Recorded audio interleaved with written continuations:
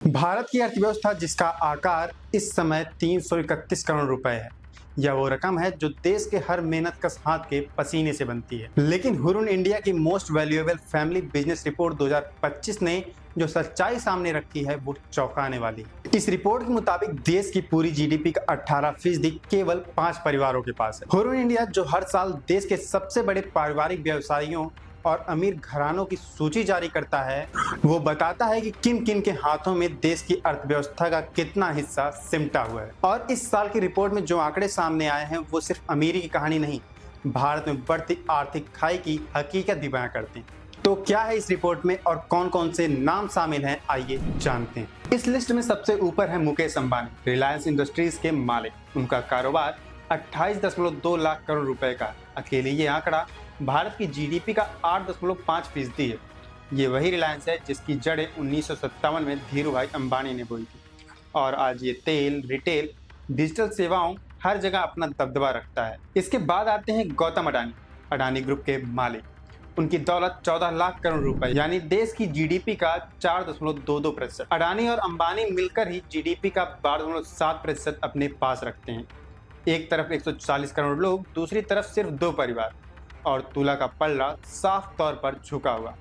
अगर बात करें तीसरे नंबर की, तो तीसरे नंबर पर है कुमार मंगलम बिरला 6.5 लाख करोड़ की संपत्ति के साथ। इनके बाद फिर आता है जिंदल परिवार 5.7 लाख करोड़ के साथ, और उसके बाद बजाज परिवार 5.6 लाख करोड़ के साथ। बस ये 5, और इन 5 के पास 60 लाख करोड़ रुपए की दौलत है। ये इतनी बड़ी दौलत है कि अगर ये रकम लोगों में बढ़ जाए तो कई घरों की साल भर की जरूरतें पूरी हो जाएं, कई बच्चों की फीस भर दी जाएगी और कई भूखे पेटों को रोटी मिल जाए।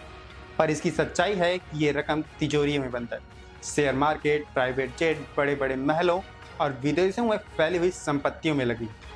वहीं अगर हम बात करें टॉप 10 परिवारों की, तो इसमें अगला नाम आता है महिंद्रा परिवार का 5.4 लाख करोड़ के साथ। वहीं इसके बाद शिव नाडर का परिवार 4.7 लाख करोड़ के साथ, मुरुगप्पा परिवार 2.9 करोड़, प्रेम जी परिवार 2.8 लाख करोड़ और वेदांता के अनिल अग्रवाल 2.6 लाख करोड़ के साथ इस लिस्ट में शामिल हैं। अगर हम ध्यान दें तो सिर्फ टॉप 3 परिवारों की दौलत 40 लाख करोड़ रुपए है, जो कि फिलीपींस की पूरी जीडीपी के बराबर है।